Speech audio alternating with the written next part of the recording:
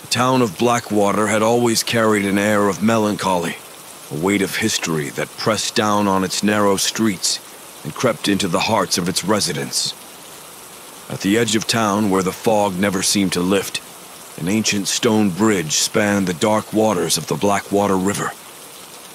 Built in a time when horses and carriages were the only means of travel, the bridge had seen generations come and go, but it had also seen death, more than its share.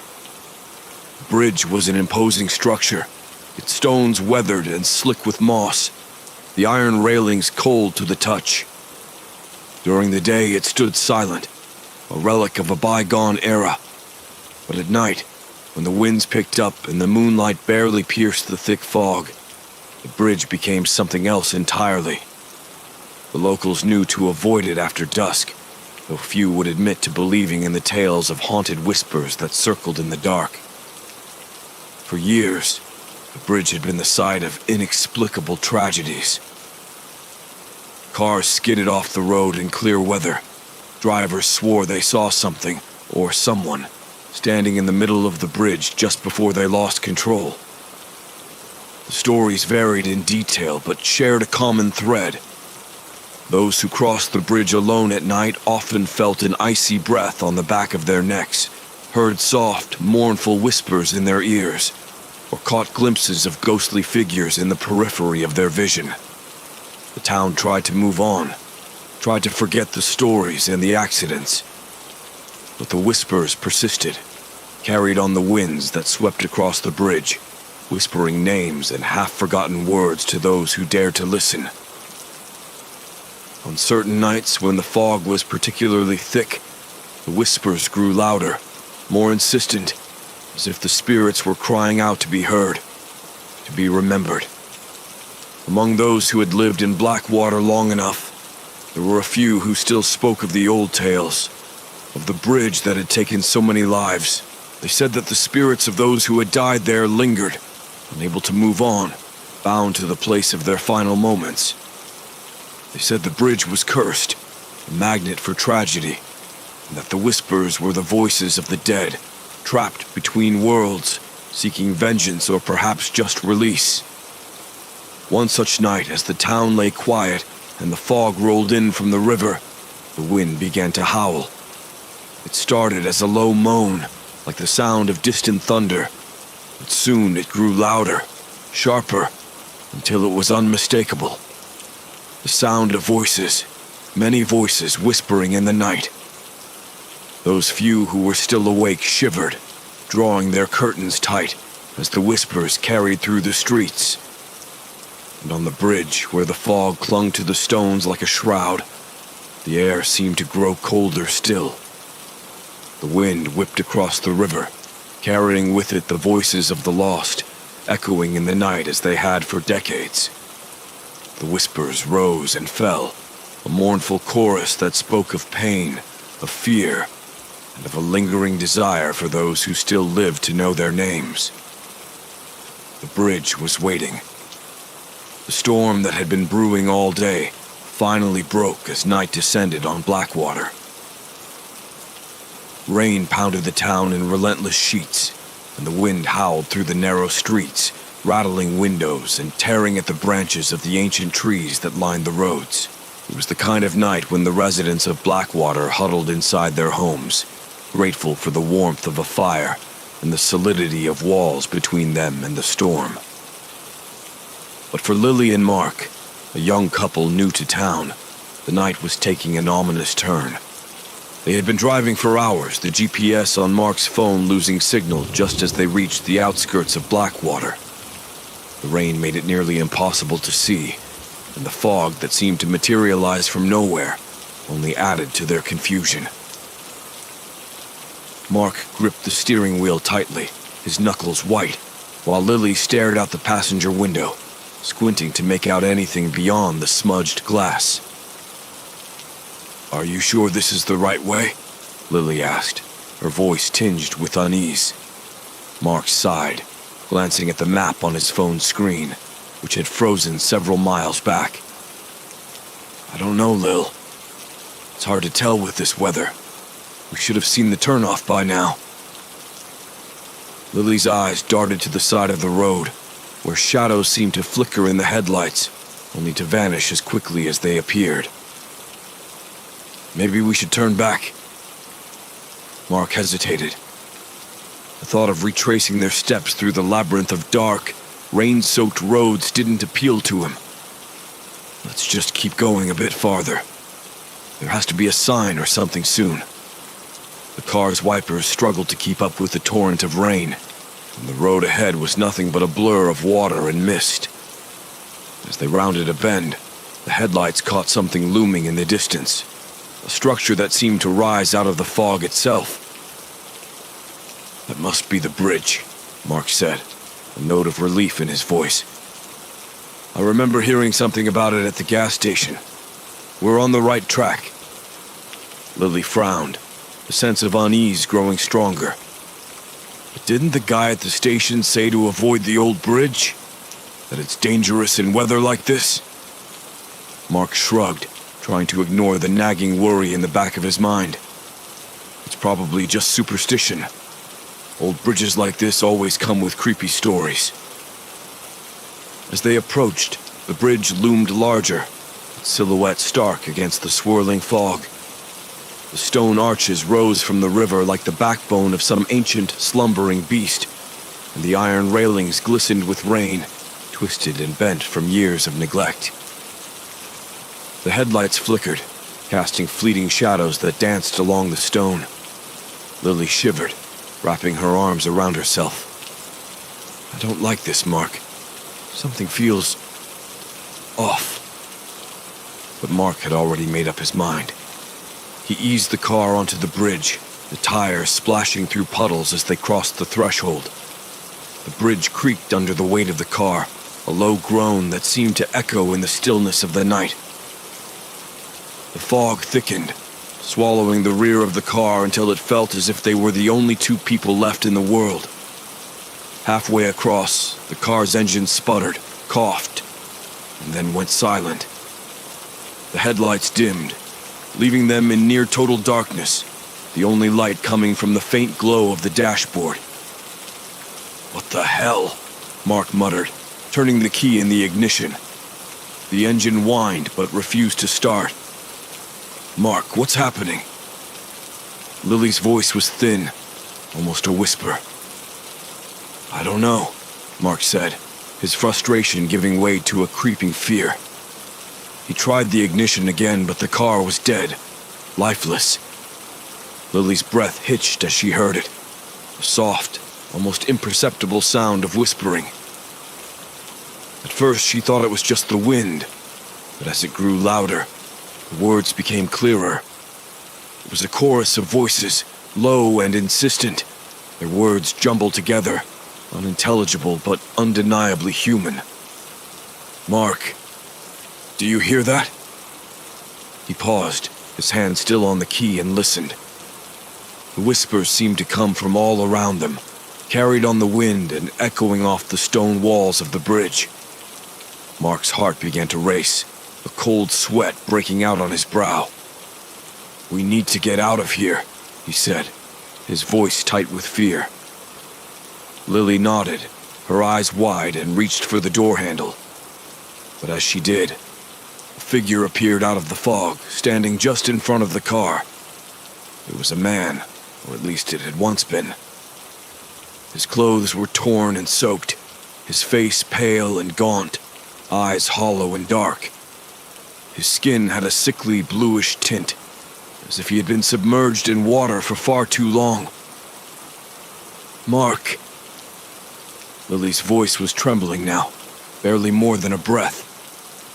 Mark stared in horror as more figures emerged from the fog, surrounding the car. Men, women, children, all of them with the same drowned, lifeless appearance, their eyes fixed on the car with a cold, malevolent hunger. The whispers grew louder, more insistent, the words overlapping in a frantic, desperate plea. The figures pressed closer, their hands reaching out, fingers brushing against the car's windows, leaving streaks of water in their wake. The car's interior grew colder, the air thick with the scent of damp earth and decay. Mark fumbled for the keys, his hands shaking. Come on, come on. But the car remained silent, the figures outside now clawing at the windows, their faces pressed against the glass, their whispers rising to a frantic pitch. In a last, desperate effort, Mark slammed his foot on the gas pedal, but the car refused to move. The figures outside began to pound on the windows, their mouths open in silent screams, the glass cracking under the force of their blows. Lily's scream joined the chorus as the glass shattered, and the spirits of the dead reached for them, their cold hands pulling them into the darkness. The bridge groaned beneath them, the fog closing in as the whispers became a deafening roar. And then, just as suddenly as it had started, the noise stopped. The car stood empty, the windshield shattered, the seats soaked with water. The rain continued to pour, the wind howled, but there was no sign of Mark or Lily. The bridge was silent once more, the only sound the soft whisper of the wind as it carried away the echoes of their screams into the night. The following morning, Blackwater awoke to a heavy, oppressive silence. The storm had passed, leaving behind a town shrouded in mist. The sky was a dull gray, and the air was thick with the scent of wet earth, and something else, something old and rotten, as if the very ground held the memory of death.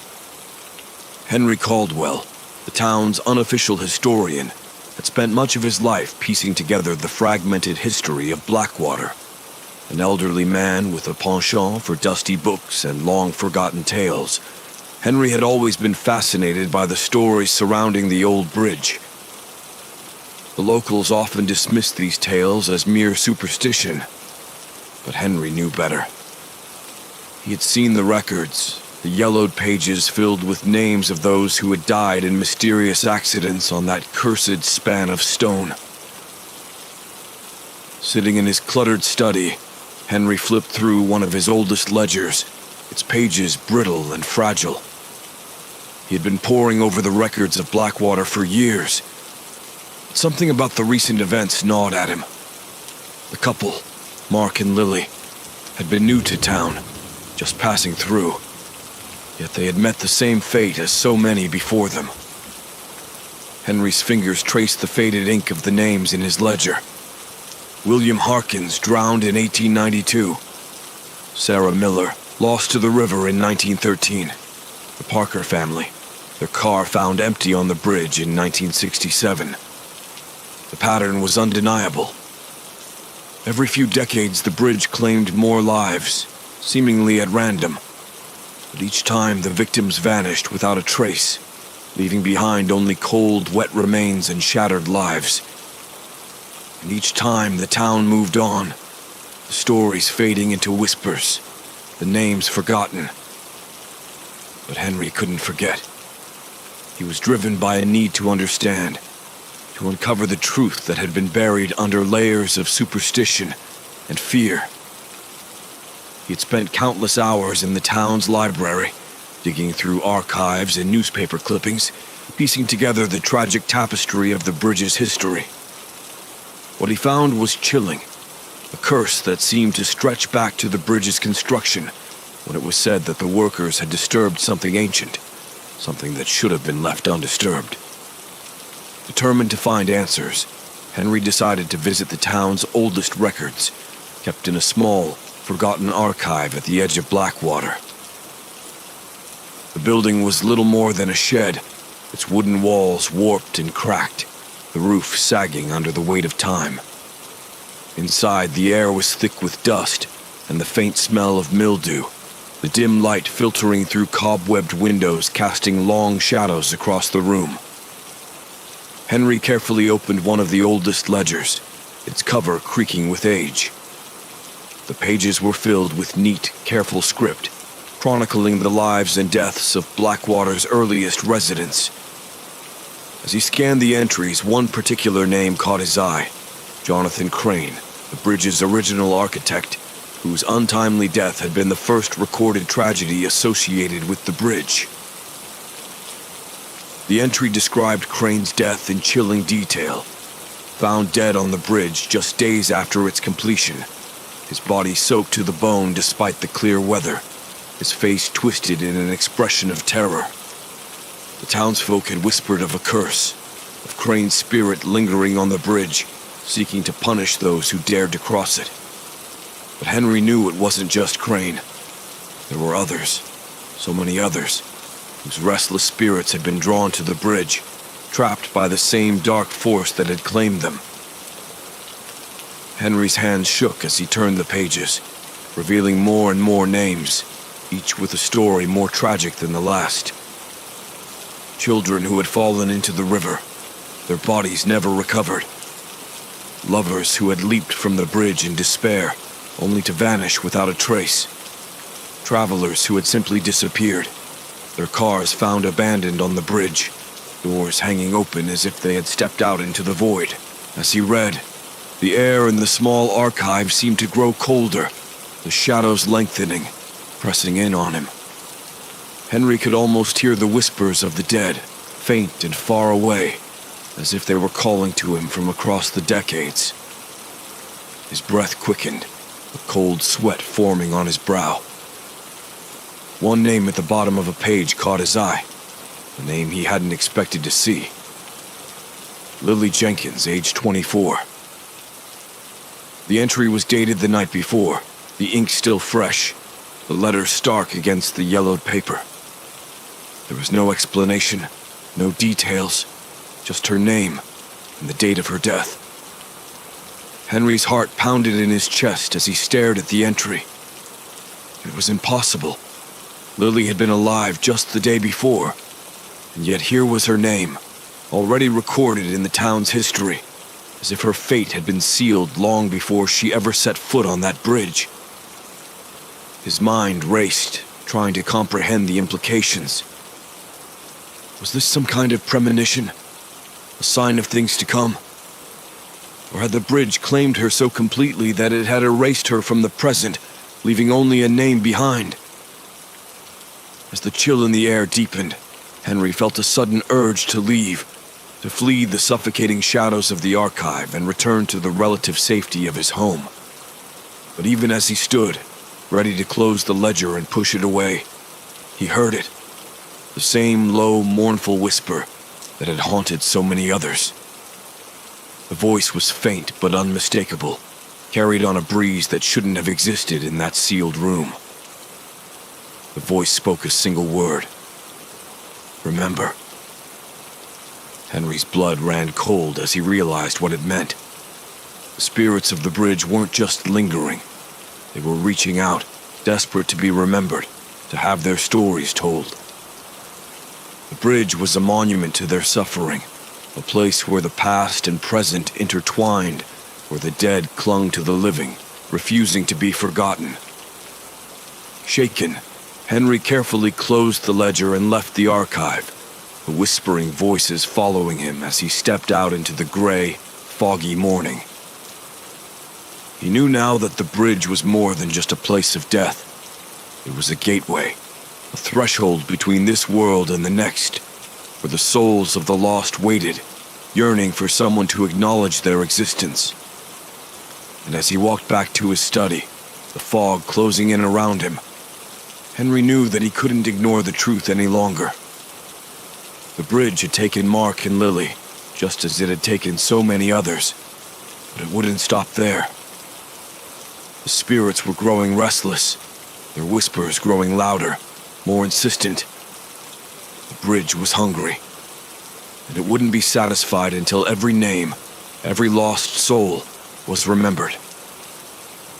The town of Blackwater was a place where traditions died hard, and for as long as anyone could remember, local teenagers had dared one another to cross the old bridge on foot, especially on nights when the fog was thick and the air was heavy with the promise of rain. It was a rite of passage, a test of courage. Most came back with nothing more than frayed nerves and exaggerated stories to share. But on this night, things would be different. 3 teenagers, Jack, Emily, and Mike, huddled together near the entrance of the bridge, their faces pale in the dim light of their flashlights. The night air was thick with moisture, and the fog rolled in waves across the stone surface of the bridge, making it seem as though the entire structure floated on a sea of mist. Above them, the moon was a smudge of silver in the sky, barely visible through the thick clouds. "I don't know about this, guys," Emily said, her voice trembling. "Maybe we should just go home." Jack, the leader of their small group, and always the one pushing for the next thrill, smirked and shook his head. "Come on, Em. It's just a bridge. We'll walk across, take a few pictures, and then we can tell everyone how we survived the haunted bridge. It'll be epic." Mike, usually the quiet one, shifted nervously from foot to foot. "Yeah, but what about Mark and Lily? They disappeared just a few nights ago."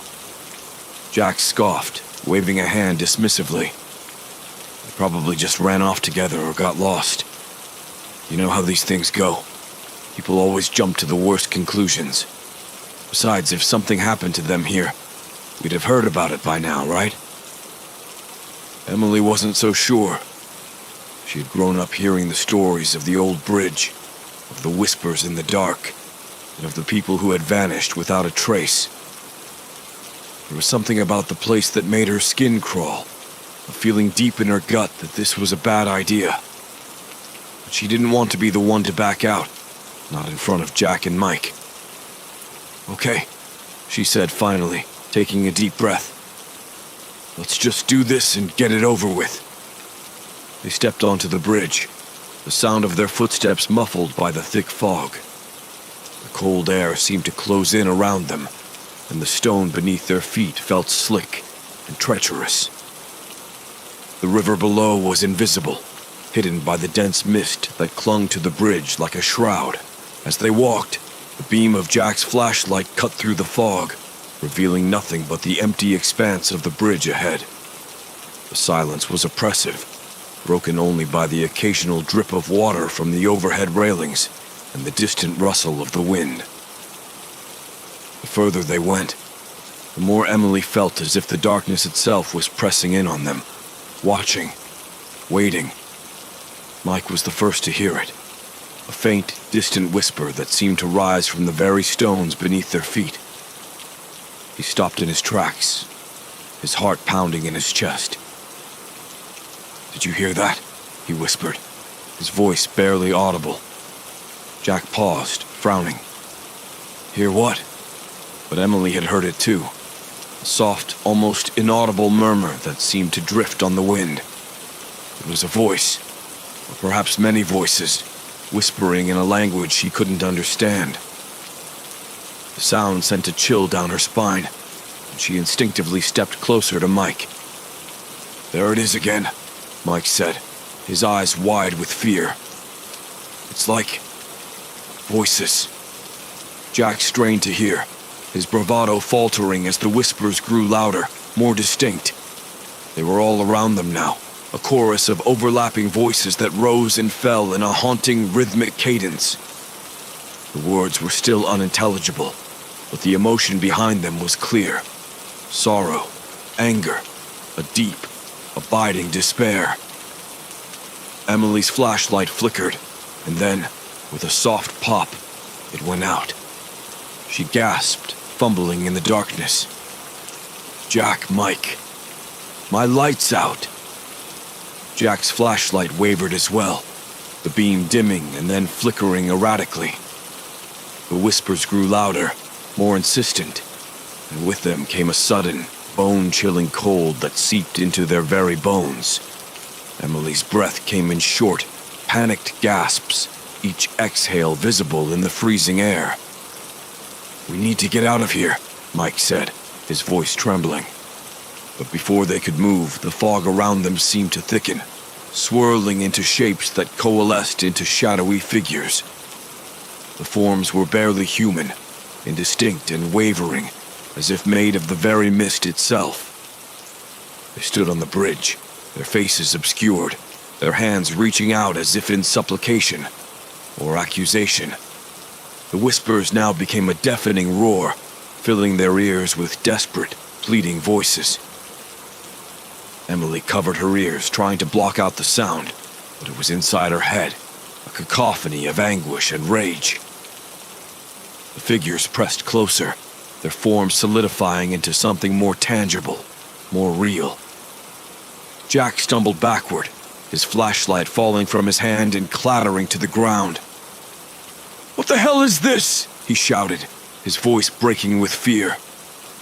The shadowy figures reached for them, their fingers elongated, spectral, their touch as cold as death. Emily felt one of them brush against her arm, and a wave of nausea and terror washed over her. It was as if the figure had drained her of warmth, of life itself, leaving only a hollow, aching emptiness in its wake. Mike was frozen in place, his eyes locked on the ghostly forms. "We have to go! Now!" He finally managed to scream. But it was too late. The spirits had surrounded them, their whispers turning into screams, a cacophony of pain and anger that echoed through the night. The bridge beneath their feet seemed to tremble, the stones groaning as if under the weight of centuries of suffering. Emily grabbed Mike's hand, pulling him toward the far end of the bridge, but the fog had thickened to the point where they could barely see a few feet in front of them. The figures swirled around them, their faces now visible, gaunt and twisted with agony. Their eyes were empty, black voids that seemed to stare into the very souls of the living. Jack tried to follow, but something cold and wet wrapped around his ankle, pulling him to the ground. He screamed, kicking desperately, but the grip tightened, dragging him toward the edge of the bridge. Emily and Mike turned just in time to see Jack's terrified face disappear into the mist, his screams swallowed by the darkness. "Jack!" Emily shrieked. But there was no response, only the relentless whispers and the grasping hands of the spirits. Panicking, she pulled Mike forward, their footsteps echoing on the wet stone. But the bridge seemed endless, stretching on and on, as if the exit was receding into the fog. The spectral figures reached for them, their icy hands brushing against their skin, sapping their strength with every touch. Emily's vision blurred as the cold seeped into her bones, her limbs growing heavy, numb. She stumbled, and Mike caught her, but he was weakening too, his face pale, his breath coming in ragged gasps. The whispers were inside their heads now, filling their minds with images of death and despair, of drowning and falling, of lives cut short by the bridge's curse. And then, just as they were about to collapse, the fog parted, and they found themselves at the far end of the bridge. The stone arch loomed before them, dark and foreboding, but beyond it was the road, clear and inviting, leading back to the safety of the town. With the last of their strength, they stumbled off the bridge, the ghostly figures receding into the mist behind them.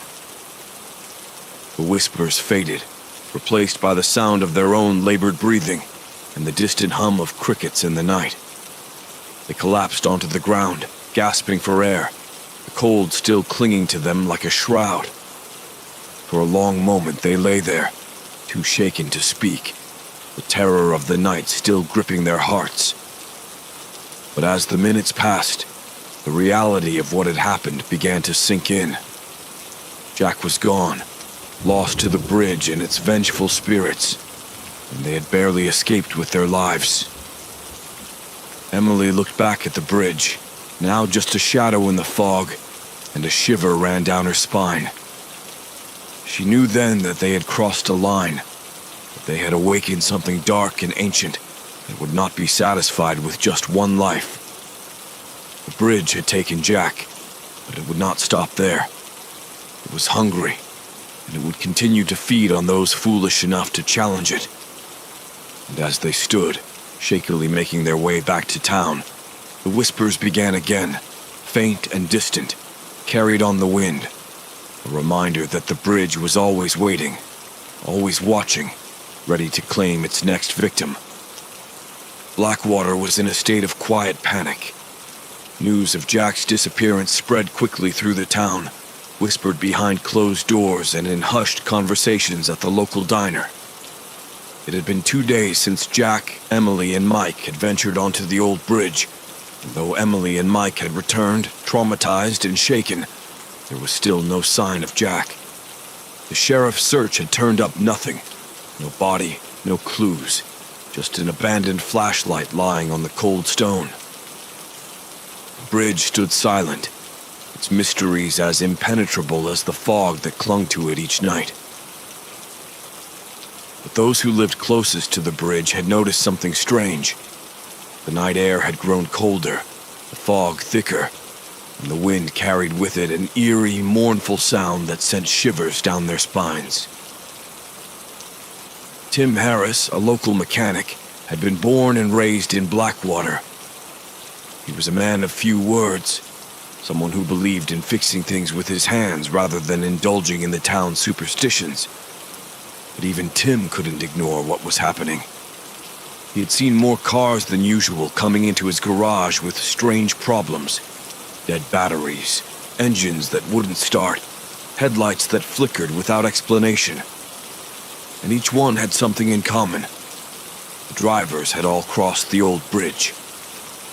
Tim had always dismissed the stories about the bridge as nothing more than ghost tales meant to scare children. But now, with each car that rolled into his garage, a creeping sense of dread began to take hold of him. He knew it was only a matter of time before someone else vanished, just like Jack.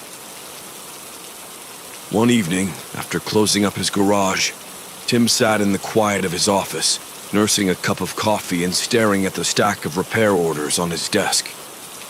Each one represented a driver who had encountered something on that bridge, something that had left their vehicles dead and their nerves frayed. He flipped through the papers, his fingers pausing on one name in particular. Claire Thornton, a local teacher and one of the kindest souls in Blackwater. Claire had brought her car in just that morning, complaining that it had stalled in the middle of the bridge. Her normally cheerful demeanor had been replaced by a haunted look, her hands trembling as she described the cold that had seeped into her bones, the inexplicable fear that had gripped her as she sat alone in the dark, waiting for her car to start again. Tim couldn't shake the image of Claire's pale, frightened face.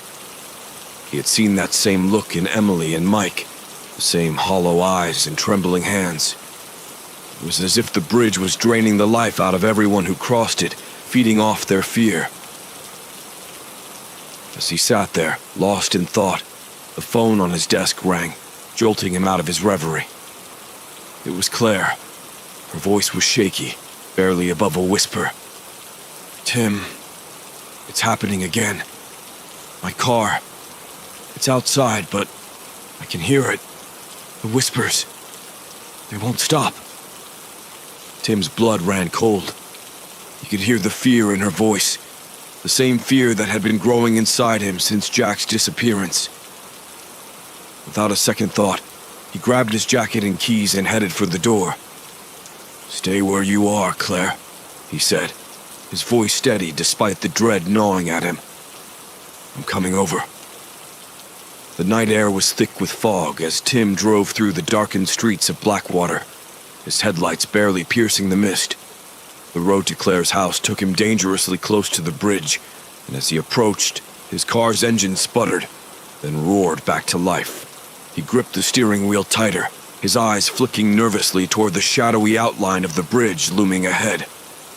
As he neared the bridge, his car's radio crackled to life, filling the small cabin with static. And then, beneath the static, he heard it. The soft, ghostly whispers. They were faint at first, just a murmur in the background. But as he crossed the bridge, they grew louder, more distinct. The voices overlapped, weaving together in a haunting chorus that chilled him to the bone. Tim's hands shook as he pushed the car to go faster, desperate to get off the bridge. But the whispers followed him, relentless. His heart pounded in his chest. and for a moment he thought he saw something in the rearview mirror. A shadowy figure standing on the bridge, its form blurred by the fog. Finally, he reached the other side, the whispers fading as quickly as they had come. He let out a breath he hadn't realized he was holding, and sped toward Claire's house, the fog clinging to the edges of the road like a living thing. Claire was waiting for him on the porch, her face pale and drawn, her eyes wide with fear. As soon as she saw Tim, she ran to him, her hands clutching his jacket. "Tim, it's in the house," she whispered, her voice trembling. "I can hear it even now." Tim swallowed hard and nodded, trying to project a calm he didn't feel. "Let's take a look, Claire. I'm here now. We'll figure this out." They entered the house together, the door creaking shut behind them. The air inside was frigid, and the lights flickered overhead. Claire led him to the living room where her car keys lay on the coffee table. The whispers were faint but persistent, like a distant conversation just out of earshot.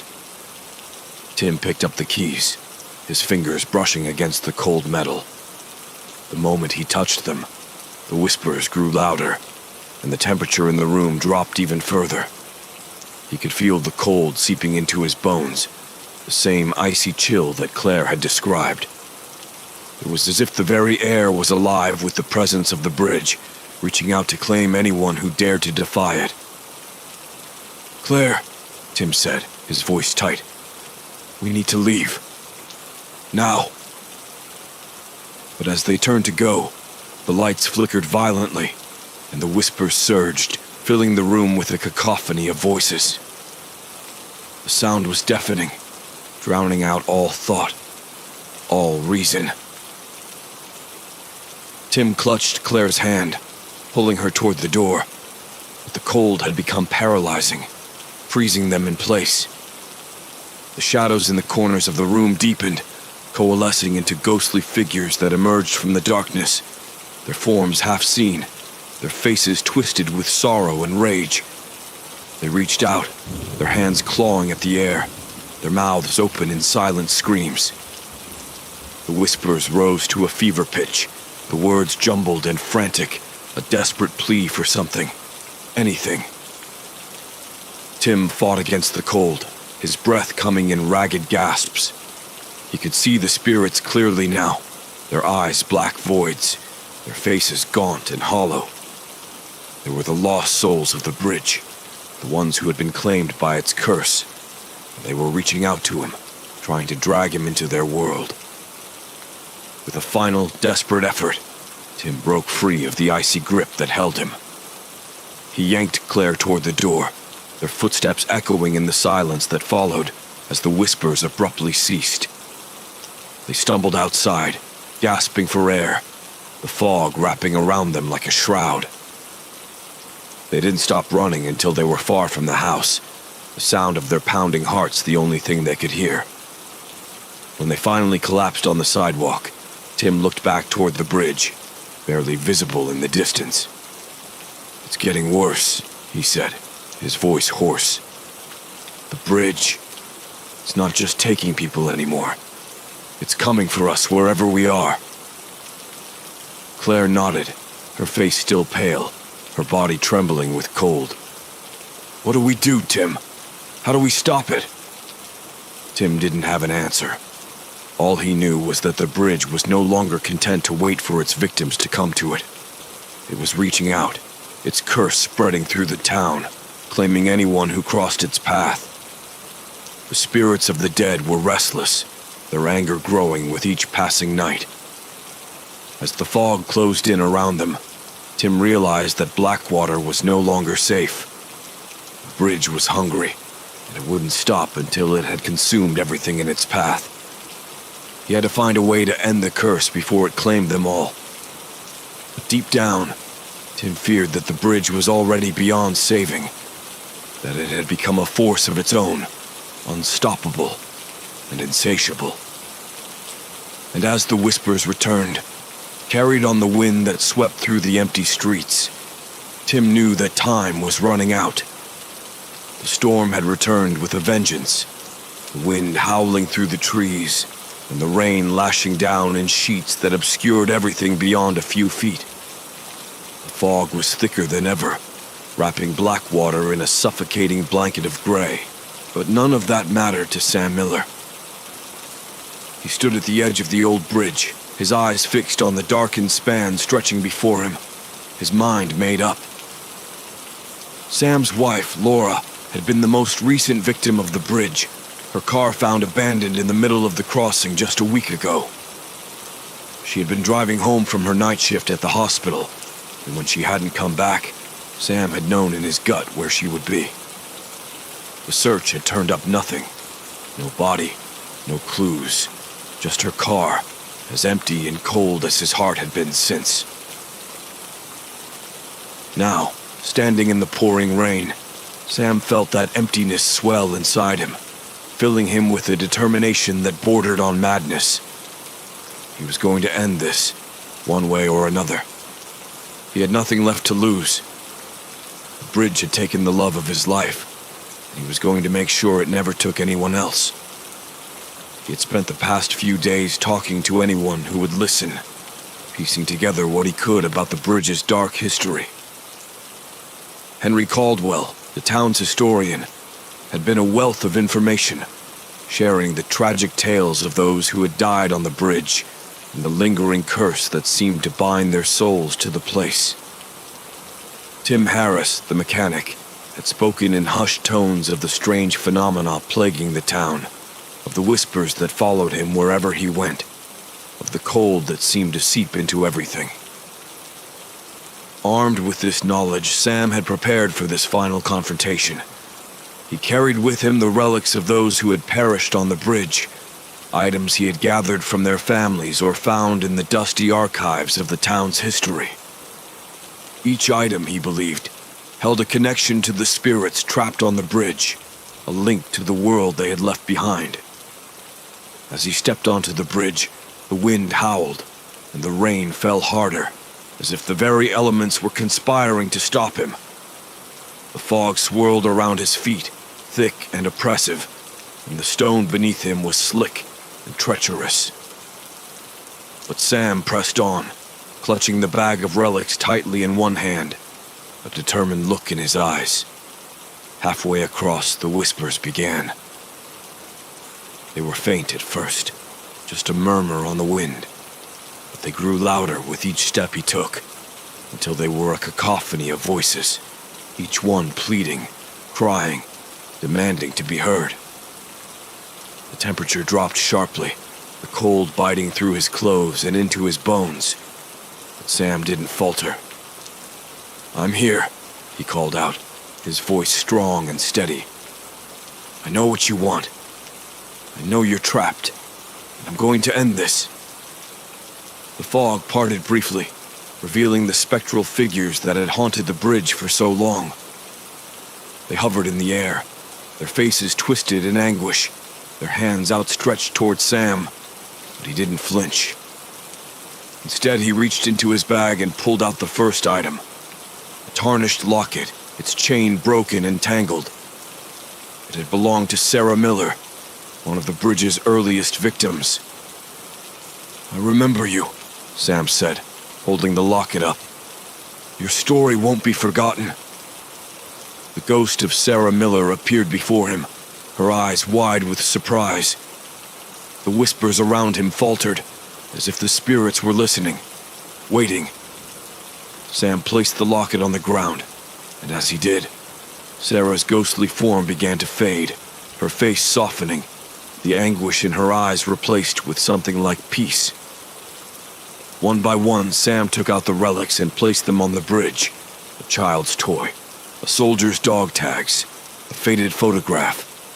With each item, another spirit appeared, their presence lingering only long enough for Sam to speak their names, to acknowledge their pain, before they too began to fade.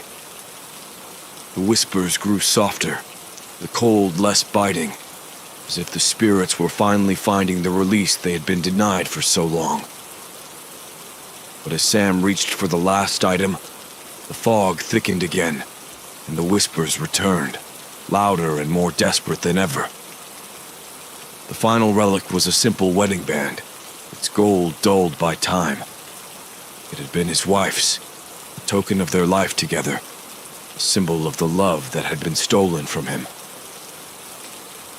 "Laura," Sam whispered, his voice breaking. "I'm so sorry." Her spirit appeared before him, more solid and real than the others had been. She looked just as she had in life, her eyes full of warmth and love. But there was a sadness in them too, a sorrow that cut Sam to his core. "You shouldn't have come," she said, her voice as soft as the whispers around them. "You can't stay here, Sam.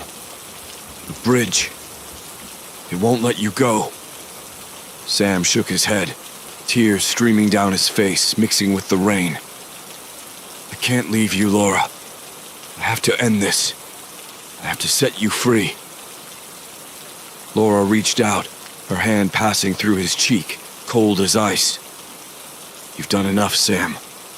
You've given them peace. But you have to let me go." Sam's heart ached with the weight of her words. He knew she was right, but the thought of losing her again, of walking away from her, was unbearable. He had come here to end the curse, but he hadn't anticipated that it might mean saying goodbye forever. "I love you," he whispered, his voice trembling. "I know," Laura replied, her form beginning to fade. "But you have to live, Sam. You have to move on. The bridge can't take you too." With a sob, Sam placed the wedding band on the ground, his hand lingering on the cold metal. Laura smiled at him, a sad, wistful smile, and then she was gone, her form dissipating into the mist, leaving him alone on the bridge. The whispers fell silent, the fog began to lift, and the cold that had gripped the bridge for so long started to dissipate. The relics lay scattered on the stone, their presence a reminder of the lives that had been lost, but also of the peace that had finally been granted. Sam stood there for a long time, staring at the spot where Laura had disappeared, the rain soaking through his clothes, the wind whipping around him. He felt empty, hollow. There was also a sense of closure, a faint glimmer of hope that had been absent for so long. He turned and walked back across the bridge, his steps slow and deliberate. The fog parted before him, the darkness receding, and by the time he reached the other side, the first light of dawn was breaking through the clouds. Blackwater was still, the town wrapped in the soft, gray light of morning. Sam knew that the bridge's curse had been lifted, that the spirits had finally found their rest, but the cost had been great. He had lost Laura again, but this time, he knew it was for good. As he walked away from the bridge, he didn't look back. The final crossing had been made, and the bridge was no longer a place of fear and death. It was just a bridge, nothing more. But as the sun rose over Blackwater, casting long shadows across the town, Sam knew that the memory of those lost would linger, not as whispers in the dark, but as a reminder of the love and sacrifice that had finally set them free.